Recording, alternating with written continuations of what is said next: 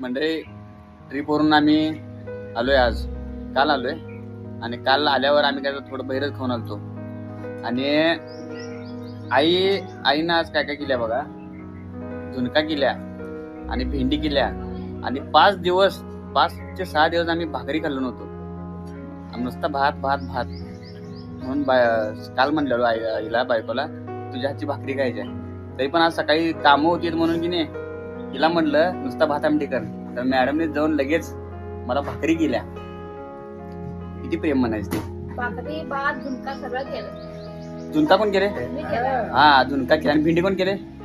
आईनं. म्हणजे झुणका भाकरी आज स्पेशल बेत केलाय, मला पाहिजे होता म्हणून. आणि आईने केल्या भेंडी चरचरीत. हा, आणि आपल्या घरचं जेवण ते घरचं जेवण की नाही. घरच्या जेवणाला कुठेही सर नाही. बाहेर तुम्ही किती पण खावा, काय म्हणा, असे झुणका वगैरे खायला लागलोय, लय भारी वाटाले. हा, या जेवायला. आणि तुमचं पण धन्यवाद, असं चांगलं चांगलं जेवण करून खायला आम्हाला. आल्या आल्या पेटाला एवढं दमल्यात तरी सुद्धा त्याच्या आईला दोघीने आमचं जेवण केली. वा, थँक्यू.